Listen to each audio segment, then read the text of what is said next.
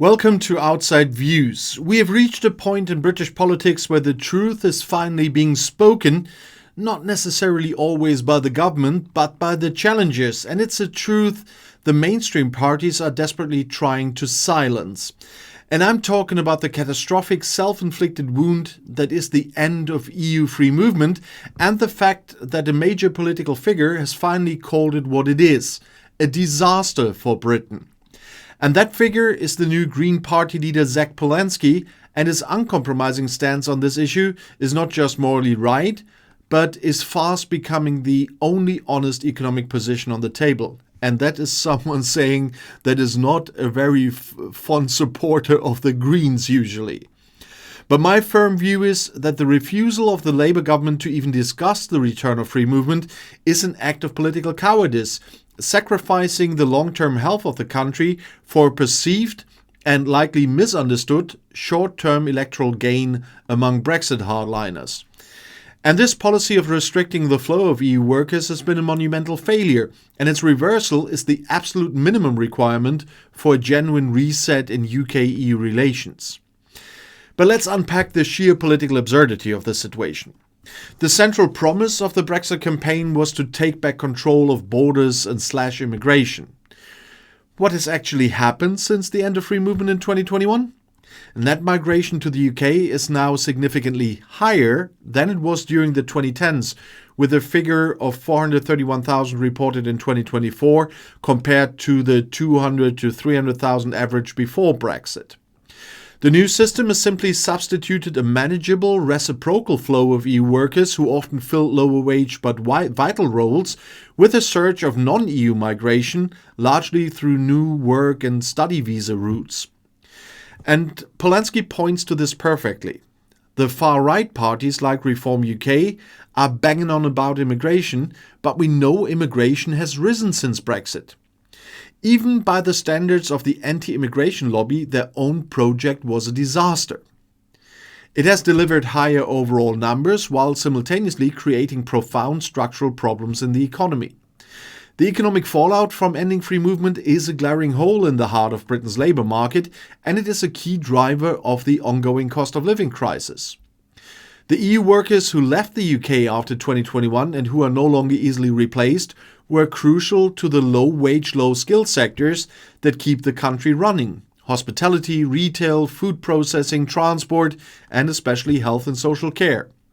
The new points-based system designed to favour skilled workers excludes most of these essential roles because they don't meet the salary or education thresholds. And the result? Acute and persistent labour shortages in sectors like HGV drivers, abattoir workers, chefs, and care staff. And these shortages contribute to inflation by forcing companies to either raise wages in a desperate attempt to attract local labour, which is then passed on to consumers as higher prices, or more commonly, to reduce services and production, leading to empty shelves and longer waiting times. There is a massive shortfall of hundreds of thousands of EU origin workers that is simply not being compensated for in these critical sectors. The UK government, by refusing to reinstate free movement, is directly choosing to maintain high inflation and sector collapse over confronting the political baggage of Brexit. And this is where the Green Party stance becomes so significant and why Polanski's challenge is a necessary political intervention.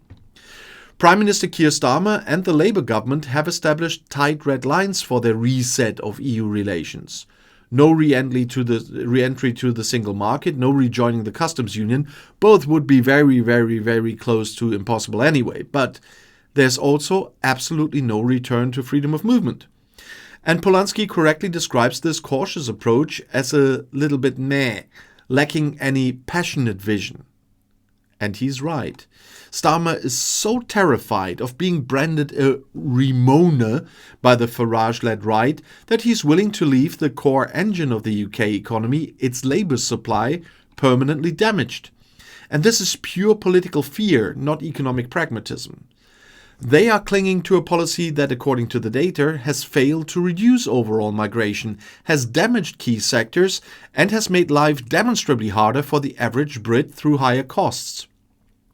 The new Labour plan for a minor youth experience visa scheme, a capped number of time-limited visas, is a pathetic token gesture, a tiny, inadequate bandage over a gaping economic wound.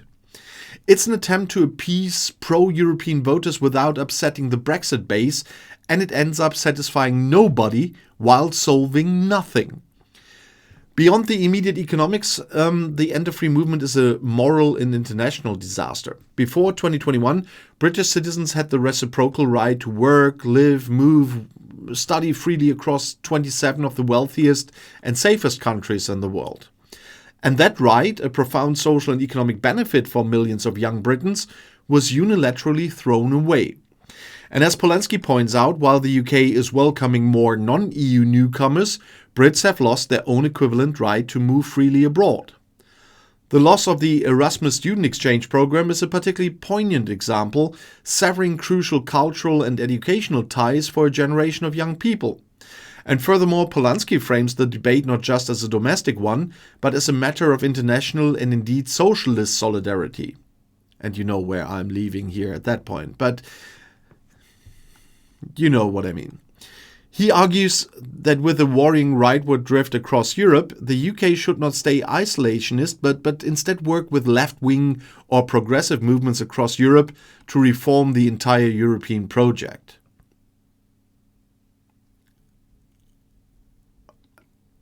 He lost me on that one. And this is the only intellectually honest path, he says, re-engaging with Europe to make it a better place rather than retreating into a hollow isolationist shell. Oh, re-engaging with Europe to make it a better place, I'm up for that, but not in the socialist way, please. But leaving the European Convention on Human Rights, a plan touted by the Tories and Reform, is a logical extension of this retreat, a slow march towards the kind of isolationist illiberal state that would horrify every post-war British politician. And Polanski's call to re-enter the customs union immediately and rejoin the EU altogether in the longer term is the only position that reflects the severity of the economic damage. Unfortunately, I was a little bit disappointed at that point because, as I unfortunately had to tell some of my viewers that are absolutely pro-rejoin, can both sides please start to understand how the EU works and how accession to the EU works and to the customs union and to the single market. But he indeed is tapping into a profound and growing sense of regret. Polling now shows voters are disillusioned with the new restrictive system and critically are more open to turning back the clock. The Green Party's surging support, doubling its polling average and seeing its membership boom, is a direct measure of the public's exhaustion with the mainstream's refusal to acknowledge the catastrophe of Brexit. And the Green Party's leader is simply stating the obvious economic fact. The end-of-free movement has been a disaster for the UK's economy, its citizen rights and its international standing. And the time for pretending this policy is a success or for quietly accepting it has an unchangeable red line is long past. The future of Britain depends on having the courage to admit the mistake and to immediately begin the work of reversing this terrible self-inflicted wound. But you even can do it in a centrist way. Let's put it that way. Thanks for watching, and if you want to see another video, the next one is right here in the end screen.